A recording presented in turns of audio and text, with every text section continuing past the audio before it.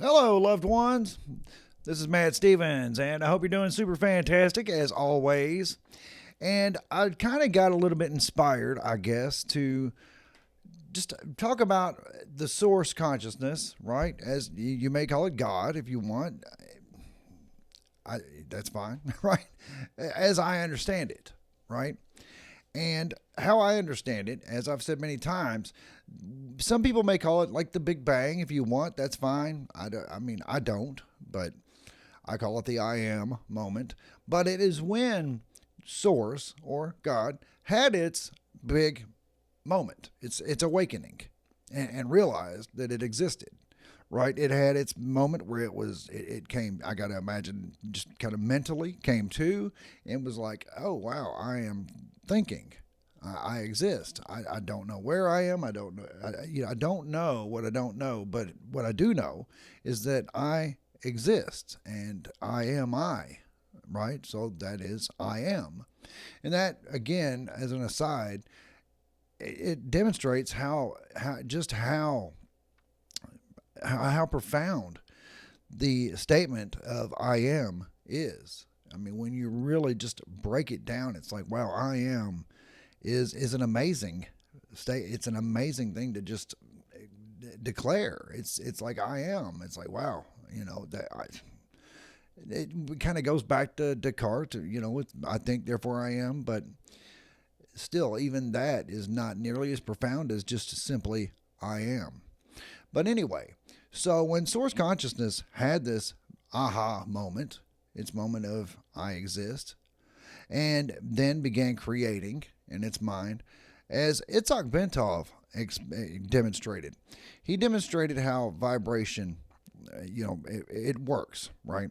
So you have the sine wave, which is the vibratory wave, the frequency. It goes from here to here and back to here.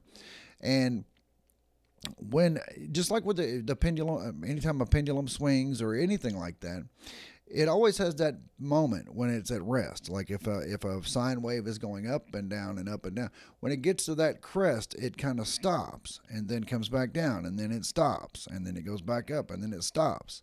And the motion is in between those points of rest, right? That's the actual vibration. But when you're at those points of rest, it's infinite. That's when everything just stops, right?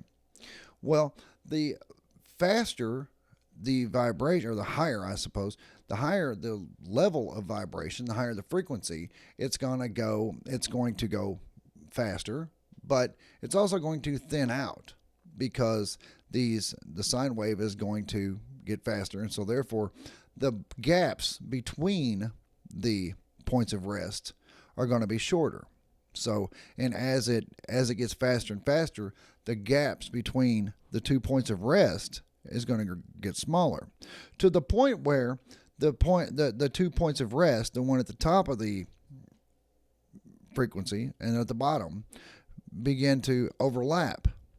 And at that point, it is at what we would call, and what Itzhak Bentov called, infinite speed. So that is an infinite speed. It's just a straight line. And it would appear also to be eternally and infinitely at rest. Why? Because it's always at that point of where it stops. And then, as we say, with regular sine wave, it goes, it's in motion, and then it crests and stops. And it's in motion, and then it crests and then stops. And it's in motion.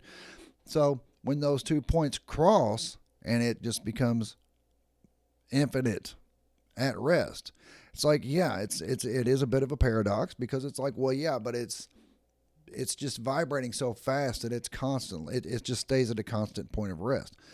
So it is a paradox. It's like it's not moving, but then again, it is moving.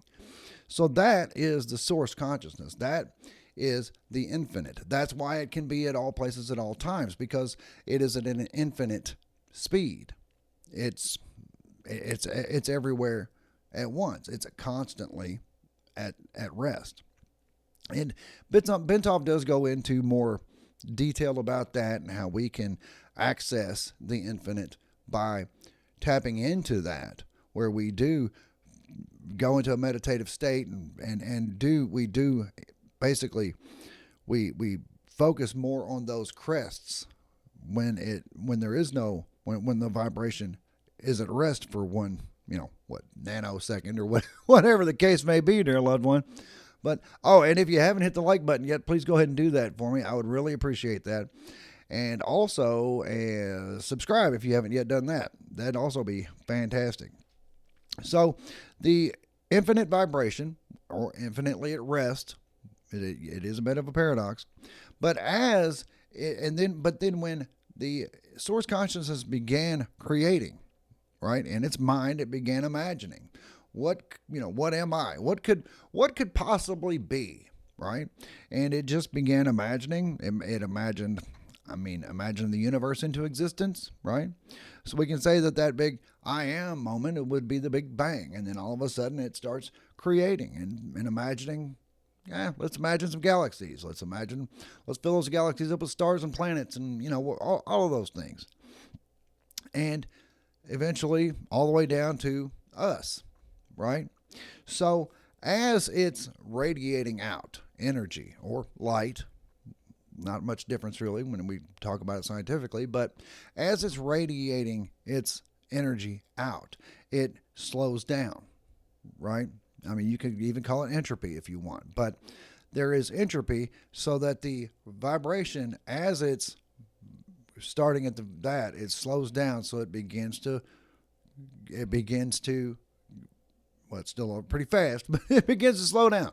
And as it gets all the way out there, it gets to the point where it's very long and slow, where those points of rest are very, very, very far apart. That's a very low vibration when those points of rest are further and further apart. I don't know what would be that low vibration, maybe like gravel. I mean, I don't know. Sure, let's go with the gravel or plastic something. That would be what I would probably consider to be the slowest and lowest vibration. But as it's slowing down, every little notch on the spectrum is something. Maybe once it gets to this point, it is let's say it's an atom of diamond. Okay, there we go. So at this point, it's an atom of diamond. But once it gets to this point, it's an atom of helium, and so on and so forth. And then all those vibrations, eventually, we all of it comes together and makes up your avatar, your body. And whatever big symphony of vibration that consists of is what has made up you. And so we are radiating out from the source, right?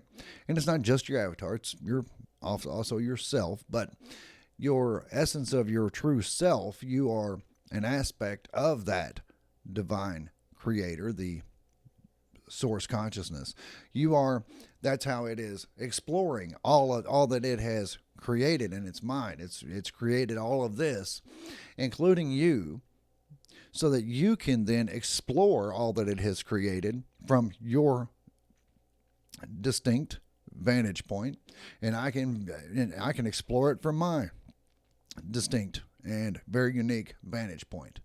So we all have that role to play, but as the vibration is slowing down, it creates different things. I mean, it could be, I know it's really more on the subatomic level, but you get what I'm saying.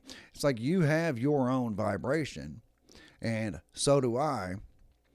And that is what makes you, you, and what makes me, me. Now, we are within a particular range of vibration. That's how we're able to perceive things and then not perceive other things, right? It's like there's lots of, when we look at the light spectrum, we can only perceive physically 5% of the light spectrum. And now, really, even then, we're just kind of guessing. But the other 95%, we can detect it. With various ways, we can detect it, and we know that it's there, but we cannot actually see it. And that tells you what the vibratory range of perception is. You perceive, and as I've said, like if the full vibratory range is from 0 to 100, 100 being that infinite speed that would be the God speed, and then goes all the way down to 0, which we'll say is gravel, right? So everything between there. But let's say we are able to perceive everything from 0, since that's the gravel, to 20. Anything over 20, we can't perceive. We can possibly detect it, right? We can certainly detect it. And there are lots of things out in space or wherever that we have been able to detect, but we're not able to actually physically see. We can detect it. We're like, yeah, there's definitely something there, but we can't see it. And I mean, if it's on the light spectrum, we can definitely detect it, but can't like X-rays and gamma rays and things like that. Yeah, we can detect them, but we can't physically see them. But they are still vibrating. They're just vibrating on a level that's outside of our range of perception. So to me, that's what the source consciousness is. It is just that infinite vibration radiating out. And as it radiates out, it slows down. And everything that is everything that's anything is within that range of the vibration as it's slowing down. And it gets to a point where it's actually perceivable in the physical. And then there's the stuff that's not necessarily perceivable because it's outside of that vibratory range of perception, dear loved one. So I'm going to cut this on off, but yeah, I just wanted to put that out. To me, it's fascinating. It is. And let me know what you think, please, in the comments. I would really appreciate that. And if you haven't yet hit the like button, please do. If you haven't subscribed yet, please do. Besides that, I love you, and I'll be back directly.